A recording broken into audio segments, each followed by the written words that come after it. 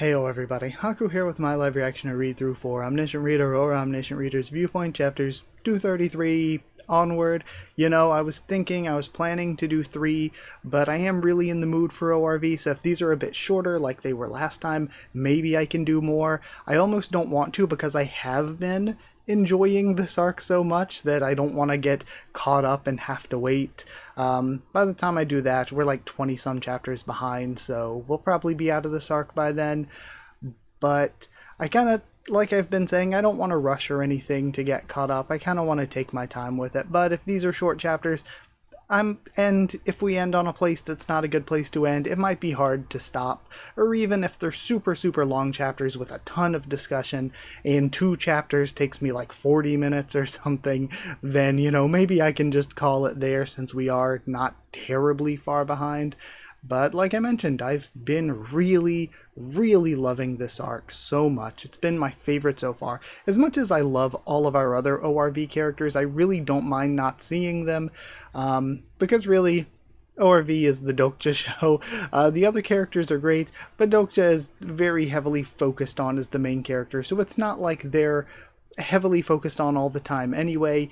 And I've really, really, really loved this segment of the story, getting to meet new characters. I hope these new characters get to stick around too, because again, I just feel like adding more into the rotation, into the mix, into the crew is a good thing when we're not like heavy focusing on them individually all the time anyway. So it's nice just to add more and let them have their moments here and there. And it just makes me wonder, it's like we got to be adding like at least Young because Young is the secondary protagonist behind Jungkook. So at least Young's probably got to be sticking around. But then what happens to Eileen or the new guy? I think his name was Mark. He had a very normal name.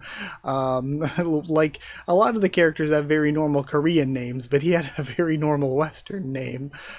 So it's like, what happens to all of them? I hope they stick around.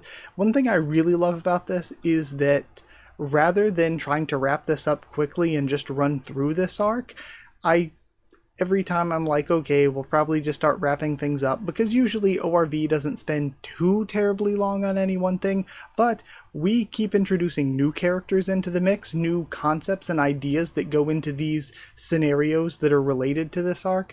We keep adding new things and adding more complexity, and it just keeps getting better and better still. So whenever I'm like, okay, we'll probably start wrapping this up and move to the next segment of this, the next segment, it's like, no, we keep adding more into the pot. So it's been really, really great.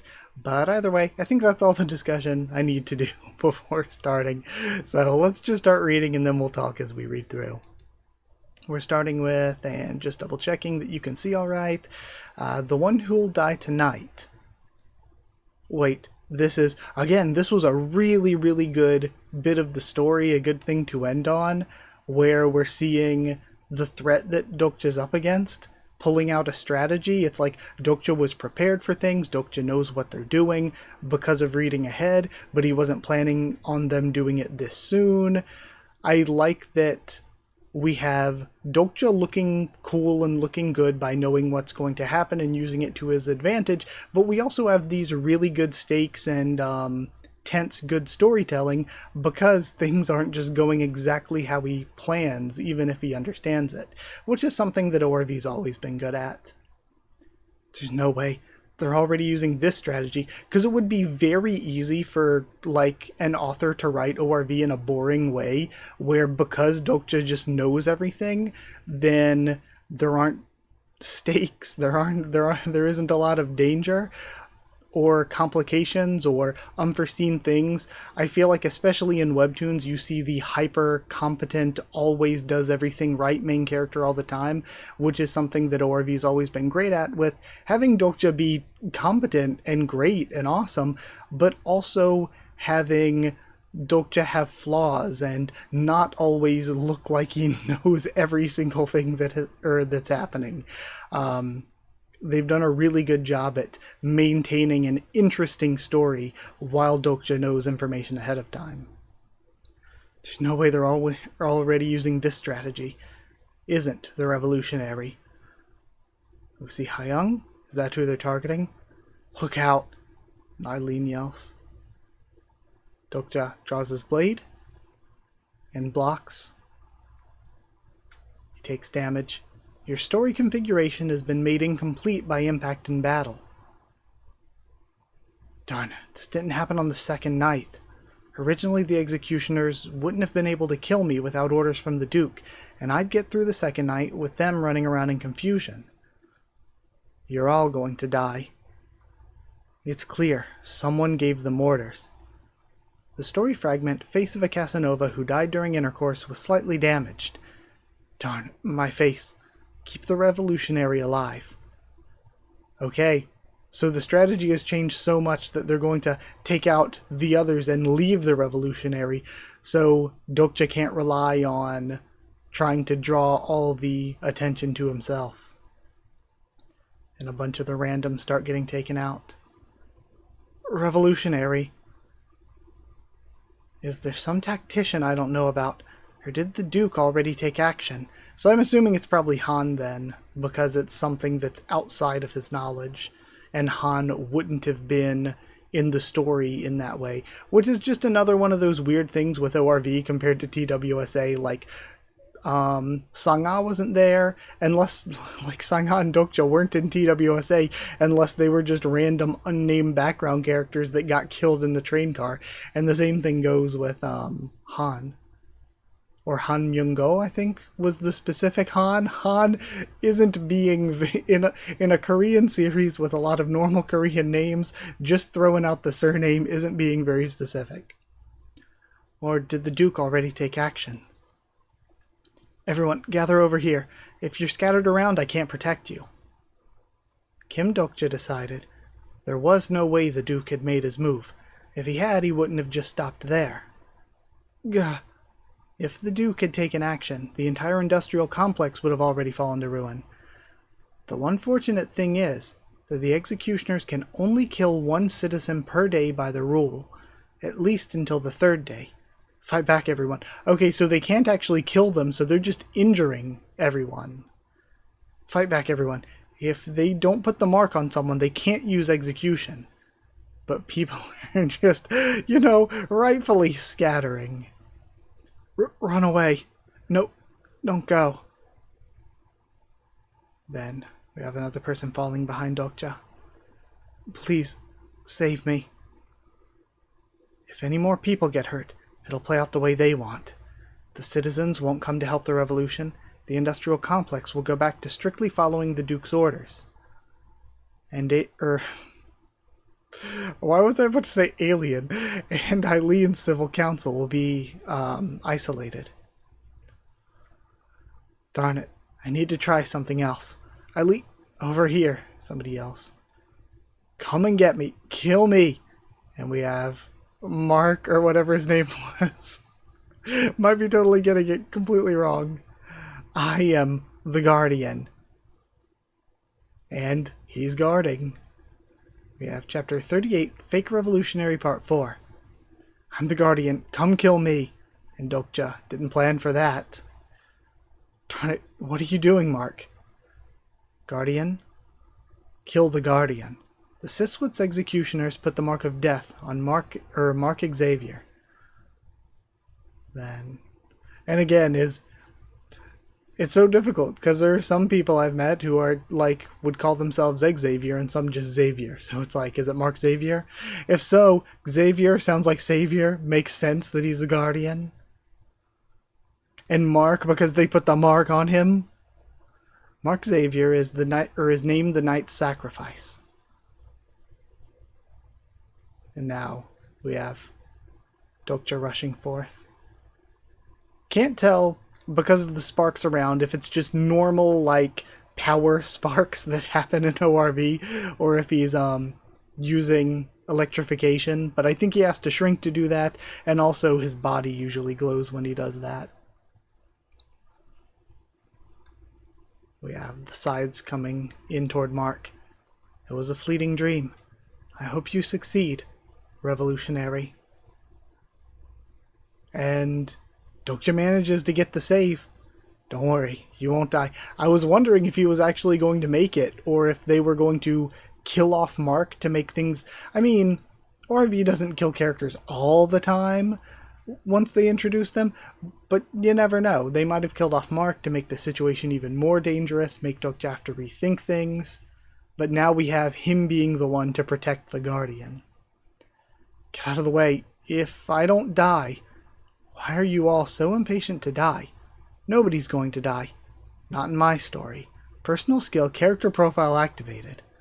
Actually, despite what I told Eileen, character profile Mark Xavier, supporting constellation none, personal attribute Dimension Skipper heroic, retired tier S mercenary rare, and first class chef rare.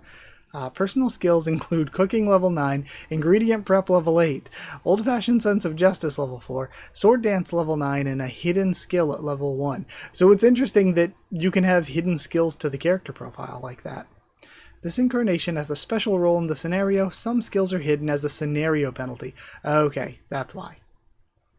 Even with character profile, I couldn't exactly confirm the person's position in the scenario, but I have a general idea of the skills they possess. Special skill, bookmark activated.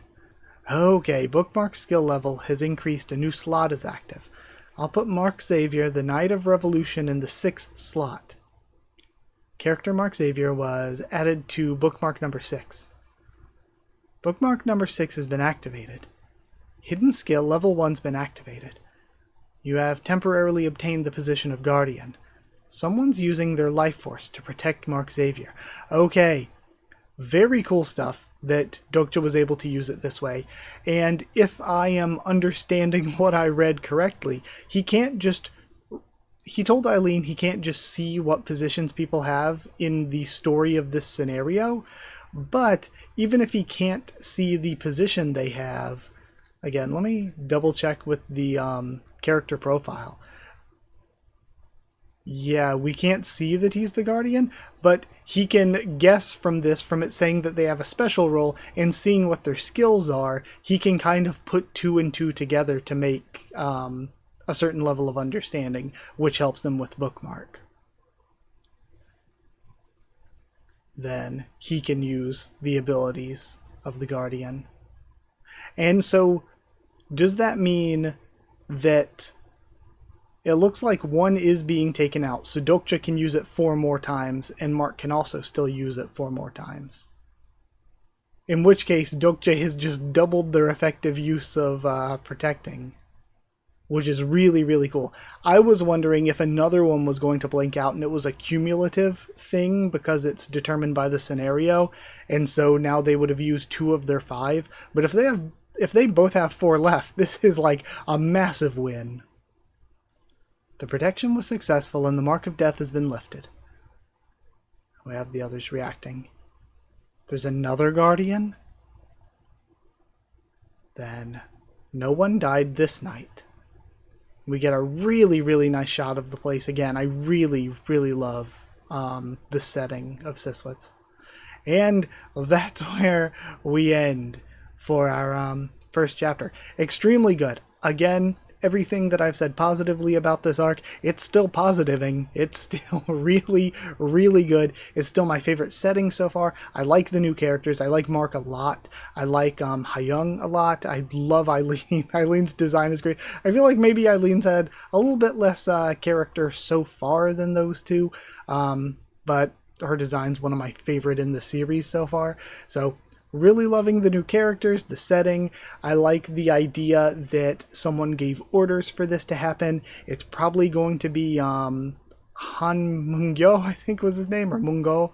And if so, then that sets up stuff between him and Dokja for later on. We still have the Duke hanging as this mysterious, powerful figure that we haven't seen, which is cool. Again, I love that we're taking our time, and not taking our time is that not a lot's happening. A ton is happening, but we're still taking our time in the sense that we aren't just saying, okay, now this got finished and this got finished. We still have so many things that have barely been introduced or haven't been introduced yet. So it lets us know that, okay, this arc still has a ton of mystery. It has a ton left to give, which I think makes it more exciting when we have it's more exciting than either knowing, okay, we already have the full outline of the arc, there's not really much left to do except for wait for it to play out, or if we hadn't been given the hints at this stuff, which would mean that even if the arc did have a lot left to give, we wouldn't know it, we wouldn't know to be excited for it, but we've gotten like just enough of the overall scaffolding, the structure, to be excited for what the arc still has to give, to know that it still has things left to give. And those things haven't been fully given to us yet, so it's not just like, okay, we're just waiting for it to play out. So I think the writing here, I've said the writing a lot in ORV has been very good. I think it's really good here too. But either way, I want to keep reading, so let's go read 234. So actually, between chapters, I went to look up Mark's name in Korean, because sometimes I do that for webtoons, just to see how, like, what characters they use to see maybe how things would be pronounced. Just because that's interesting to do. So I went to look at the wiki, which is something I typically never ever do because I don't want to be spoiled or anything. They have his name listed as Mark Javier, so not really sure about the difference there. But usually I feel like it's not like I've really been on the ORV wiki, so I'm not as familiar, but usually on like Kubera or Tower of God, they have the Korean name, or like any anime or manga will usually have the Japanese name. But yeah, this didn't have his Korean name, so I was kind of wondering how it was written in Korean, but it wasn't, at least not on the wiki. So yeah, no clue how. I have even less clue how they wrote it in Korean to see how they would pronounce it. But yeah, now it's even more confusing because it could be Mark Javier. So either way, we're starting with the title splash, which happens only very rarely for ORV. Chapter 38, Fake Revolutionary Part 5. Who are you, really? And honestly, I'm sure we had a title splash. I don't remember it last chapter. I'm sure we had one. I don't remember it. Who are you, really? He looks nervous. What's your actual position? Are you really a guardian? I told you I'm a fake revolutionary. So, I could also be a fake guardian. That doesn't make any sense. I kind of think it makes perfect sense.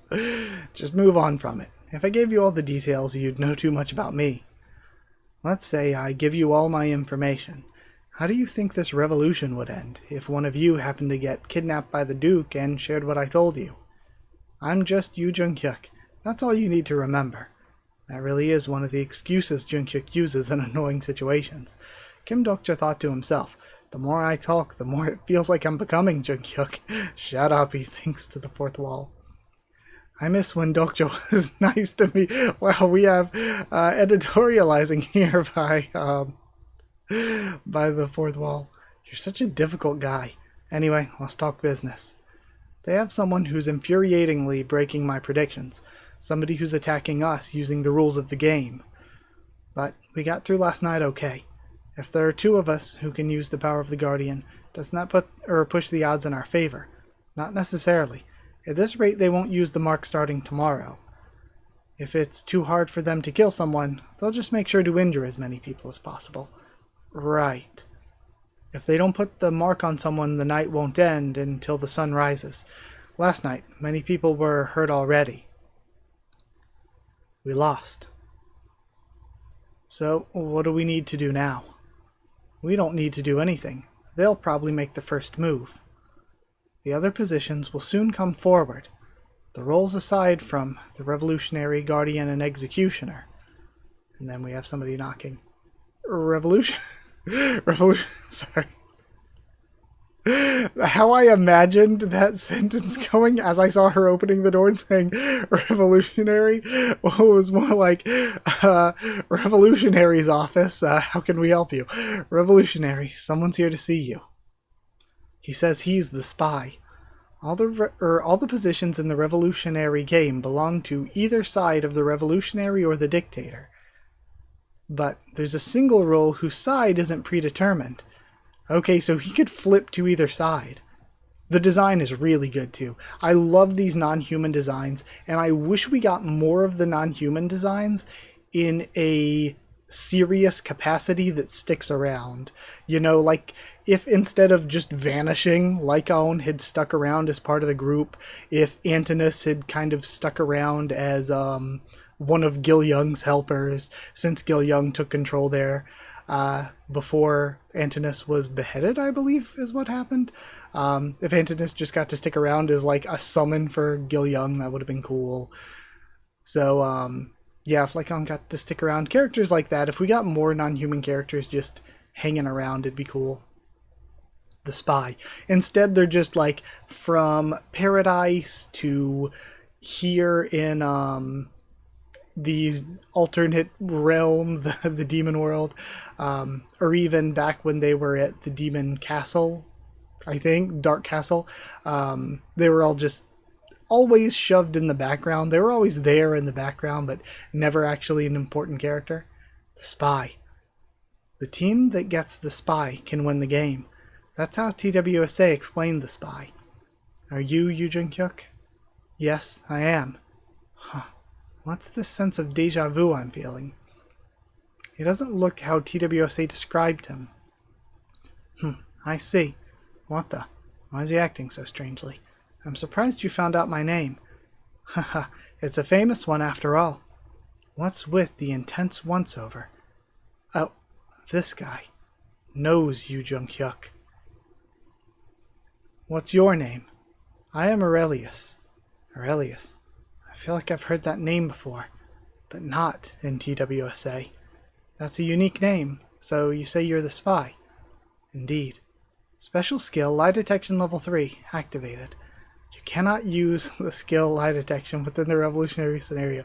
Sorry, just him using the name Aurelius reminded me of something that's been stuck in my head since the other day, and it's making it hard not to laugh, but it is completely unrelated to ORV, completely non sequitur. You cannot use the skill lie detection within the revolutionary scenario, just as I suspected. In that case, personal skill, character profile activated. This character's information cannot be viewed with the character profile. This character is not listed in the character profile. What?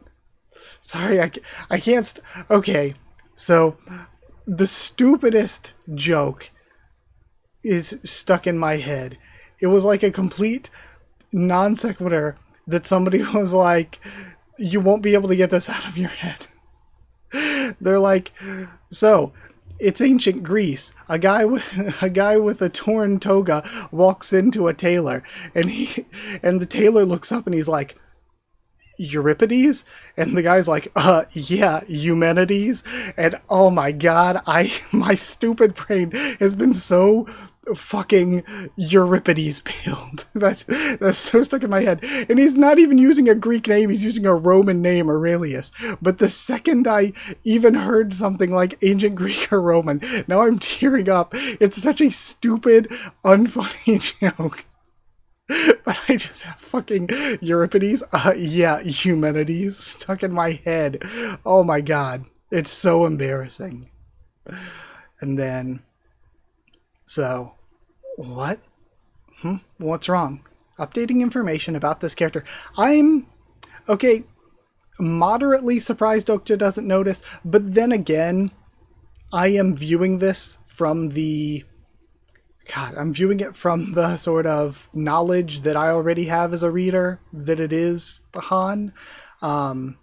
But for Dokja and for the world of ORV, he could look just so completely different that you would never even know, especially given the fact that they say things all the time like, oh, Dokja's so ugly. Meanwhile, he has just got like hot anime boy looks. So it's like, you know, the series tells us all the time things that don't necessarily line up with what our eyes can see. Information about this character will be added in the next update. He's someone who I can't read, even with character profile. That means he wasn't originally in TWSA. So he exists because of the variables I created. And so, if Dokja knows the name Aurelius, but not from TWSA, how would that connect in to Han Mungo? Or Myungo? I don't even remember. But is that possible? This isn't Earth, but the demon realm. Are you here to join our side? Maybe, and maybe not. What do you mean? I'm here to save you all. It's plain as day that the revolution will fail as it's going. We haven't even truly started, and you're... Oh, sorry.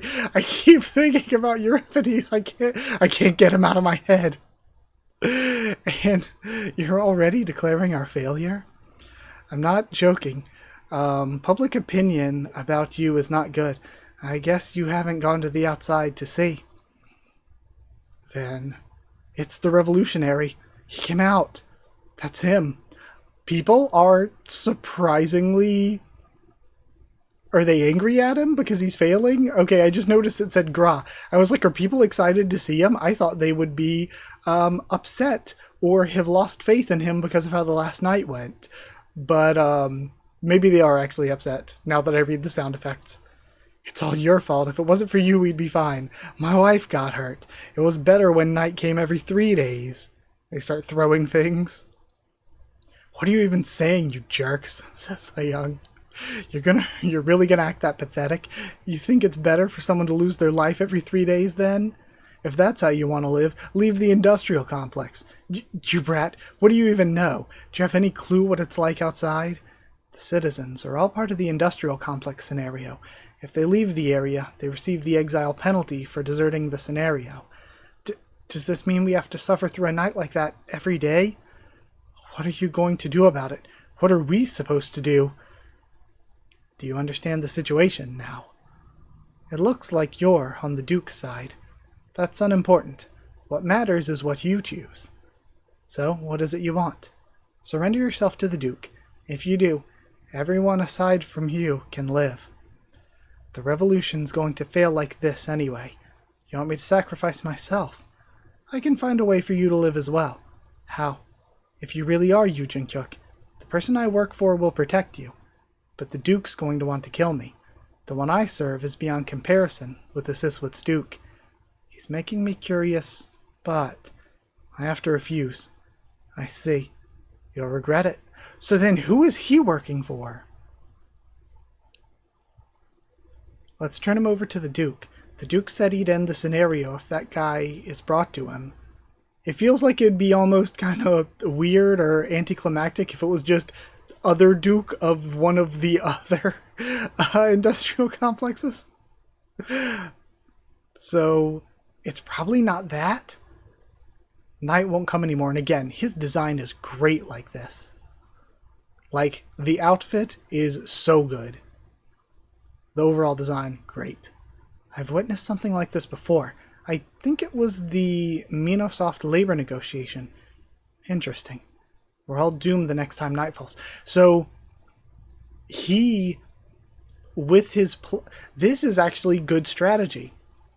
If he is the one making the order that caused the executioners, or maybe whoever he's working for is the one making the order, and it is because of his strategy, then he's used them switching up the strategy early and just injuring civilians in order to turn the civilians against Dokja, in order to get Dokja to feel that pressure and give in to what he wants. He is using hostile negotiation tactics right now. Then, we're doomed the next time the night falls. We need to catch the revolutionary before then. Somebody grab him. And he steps down. You think the executioners are frightening. And I feel like, is this the same dog girl that we've been seeing? Why can't she be a main character? Then, it seems you've all forgotten, but it isn't night right now. Then, I'd forgive her. He pulls the sword. Pulls sword with malicious intent. What? He's going to kill someone. He leaps into the crowd. The revolutionary's killing citizens. And they start running off. And he does attack somebody. Like, Eileen is like, what the fuck? We have another no mouth panel. This is like the third one in the past like 3 or 4 chapters of Dokja with no mouth. I wonder like what assistant or what member of the crew, because it's kind of a crew that does the art for ORV for the adaptation, what member of the crew just really likes mouthless panels? And people are just hoofing it out of there. Quite literally hoofing it, because we got Pig Boy. One down. Hidden scenario, fake revolutionary, and we have our normal recap, but why King of no killing no more for sure. Okay. Alright. That was kind of long for 2 chapters, but I don't want to stop reading. So I'm gonna read another one, but that might mean I need to take a break before I can come back because I have other things to do. But I'm gonna keep reading. I want to read 235. This arc is so good. Kicking off 235 with Dokja killing, potentially, at least hurting this guy. We've seen him in the background a bit.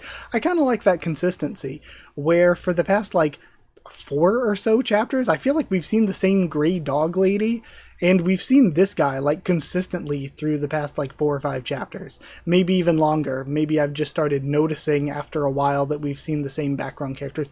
But I like that they're being so consistent that even the background characters, even the like no-name background characters, are recurring with consistent designs. Then 2, and he cuts another one. Is that Pig Boy? No! Pig Boy's down. Then, and the last 3. And then I think this is Guy Wolf. This is Gray Dog Girl's brother. Got stabbed. And now everyone's reacting to this this murder. A change has occurred in the revolutionary scenario. Someone's killed an executioner. Okay. You know what? I thought that last chapter and didn't say anything. I was like, hold on. So if the revolutionary is a position that a person has, and the guardian's a position the person has, then we keep seeing not just one, but all of these executioners. And they said, oh, the positions other than the executioner and stuff. So I'm like, wait. So the executioner is a position. So these people were turning into the executioners at night. So we've seen, like I said, we've seen the one guy, the first guy he killed multiple times. So I guess we only saw him during the day, and he was executioner at night. And then Pig Boy and Dog Girl's brother are both also executioners. So big strategy time for Dokja. And also Dokja, hey, no one dies in my story, except these 3 in particular. Screw them in particular. And he just kills them. Someone's killed an executioner. Executioners remaining 7. So if you're one of the remaining 7, it is pants shitting time. Executioners? They were hiding among us? Aaron was an executioner? My god.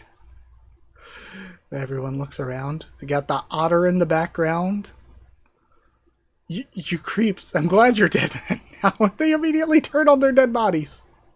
How could you deceive us like that? True, they were like murdering a person every 3 nights, basically. And Han is skulking off. We have another dog girl. Hey, give us more dog girls, please. And then, you're still an expert at riling people up, I see. You got away with it for all that time, Mr. Han. And now we have our title splash. Unidentified Wall, Part 1. That is different. And he's tied up. I didn't expect it to go this easy for subduing or figuring out that he was behind it. I didn't expect Han Myung-go to be alive. Then, before I reached the 3rd main scenario, he was cursed by the demon god of wrath and lust. Oh, that's maybe the one that he's serving then. Right. While trying to steal my contribution in killing the Warden of the Dark. He went missing before I entered Jungmuro, so I thought he'd died for sure. I didn't expect I didn't expect to run into him in the demon realm. He's aged a lot. All the people whose info I couldn't check with the character profile until now were people that had a relationship with me from long ago or before the scenarios, like Yu Sang-ah, Lee Gil-young, my mom, and that jerk Song Minu. Then, and now, Han Myung-go. I know you're awake, so you can open your eyes. Ah, you jerk. Did you come up with the name Aurelius yourself? A web novel? Come on, Dokja. You don't have time to waste on that. If you're going to read a book, you should read something like this. At least read good books if you don't plan to build up your resume. And then he has Meditations by Marcus Aurelius. You were always carrying around that Meditations book you never read, and I see you are as pretentious as ever. Who are you? Who do you think? Can he not be recognized because of the face thing that he used? Wait, are you? If you say it, I'll kill you right here. Just think it to yourself. Understood? The fourth wall says, the demon god of wrath and lust is looking at the fool Kim Dokja. Okay, so this is the first time in a long time that we've had a pop-up from Dokja being watched by a constellation. Demon god might be slightly different, but constellation adjacent. Wow, you can tell me that stuff too? And then, okay, maybe it's fourth wall that's allowing him. Okay, yeah, fourth wall says that it's looking at him. So it's not the normal pop-up that he gets from the star stream. It's fourth wall basically being an intermediary and stepping in for the star stream and translating this information to Dokja in a way that he can perceive it. Demon god of wrath and lust is the nickname of the demon king Asmodeus. Okay, I mentioned last read-through that wrath is usually Satan, lust is usually Asmodeus, so we're specifically dealing with Asmodeus here.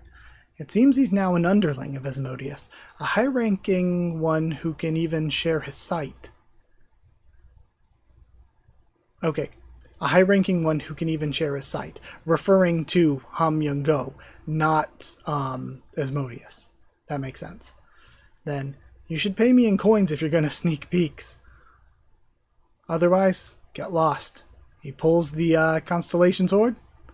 The 4-yin Demon Decapitator reacts to your story. And he slices above Han Myung-go's head. So maybe cutting off Han Myung-go's sight from Asmodeus so Asmodeus can't watch anymore. And that's how, even though he's in the demon realm and he's technically in exile outside of the scenarios or whatever, how he could still be seen was that the servant was the one watching. And if so, Asmodeus may have been trying to use Han in order to manipulate whoever becomes the new Demon King here. Okay. The connection between the Demon King Asmodeus and his subject is temporarily broken. And it's only temporary, which is cool too. It adds some more weight to the constellations if Dokja can't just permanently sever it. My name here is Yu Jun-hyuk. Not if you understand. He nods. How are you? I'm sure I heard you were dead. I didn't die. I'm alive right here, aren't I? What are you gonna do with me? I'm thinking about that. And again, we're sticking with some of the similar background characters. We still got, I think that's probably the same Otter there. Please, spare me. We spent so much time together, remember? Now I kind of want to reread the rest of this arc and see if I can, notice the recurring background characters and how consistent they are. I don't have one good memory from all that time, though. I'm the spy. I can help the revolution. I can see other people's positions. We don't need the spy. I've already found executioners without you. Yeah, I was wondering. How'd you know they were executioners? I didn't. Huh? Then how? TWSA did describe what some of the executioners looked like, but it was impossible to find them with that alone. Was he using... Okay, hold on. So I just used the Omniscient Reader's Viewpoint a few times. Okay, so he is seeing that they have a special role and putting two and two together. He's using deduction. and saw that they had special positions. Then, the ones you killed could have been innocent, or might have been someone you truly needed, like the fighter. Cut the crap. You must think that if you drag this conversation out, other nobles will come save you. But they won't. What do you mean? The citizens are only afraid of the executioners. Without them, even the nobles can't invade the citizen district easily. If you kill me, you'll bring the Demon King's wrath upon yourself. Do I seem like someone who'd be frightened by a Demon King? What do you want from me? An oath of existence. You know what that is, don't you? That's... Do it if you want to live. Or you can leave here and be beaten to death by citizens. What do I have to swear? You won't get in the way of the revolution. You won't lie. You will directly answer any questions I ask. And you'll cooperate with me completely. Okay? That's a lot more than I thought he'd ask. Even the first two I thought would be helpful. You throw in that third one, and it's like, okay, I think you have all the bases covered. And now it's like complete cooperation on top of all of that. For how long? Let's make it a year. Drat. And they make the deal. How'd you survive all that time? You were cursed by the Demon King back then, so how'd you become a servant of the Demon King? I doubt Asmodeus was easy to win over. Asmodeus is one of the 72 Demon Kings. Myung-O may be silver-tongued, but I don't think he'd have the skill to bewitch that guy. Plus, Myung-O doesn't even have any special stories. I gave birth. Huh? I gave birth to a child. Dokja's face. He seahorsed it. And then the complete art style shift. And that's what we get cliffhung on. That's a fun cliffhanger, though, to end on for next time. Because I don't want to overdo it with reading too much. This arc is amazing, though. Once again, it has just been my absolute favorite so far. It is so much fun seeing things in a different light, in a different way, getting to experience a bit of a new setting. And I think the writing for it all has just nailed it again and again. With here, Dokja deducing who they were and going after them. The sort of organization of, okay, he took out 3, there's 7 left. All of this is so good. Getting to notice how consistent the background characters were when they were recurring, and how the designs were kept familiar over the course of multiple chapters, even though they're just background characters. It is so good. I think that the quality here is just nuts right now. So yeah, I've been saying my entire read through that it keeps getting better and better, and I think that this is, as that would imply, the best it's been so far, and I think by a long shot. I think that ORV's crushing it right now. But that's my personal opinion. I'm loving this a lot, and I don't think there's much more to say, so we can talk in the comments. Thank you for watching. Let me go to this. Like if you did like the video, comment down there too. Tell me what you thought of this these chapters, my thoughts and reaction. Subscribe for more ORV, much more on the channel. Follow on Twitter if you want. If you want a link to the Discord server, it's free and open for anyone. If you would like to help support the channel by sharing around or by dropping a super thanks, those are very much both appreciated.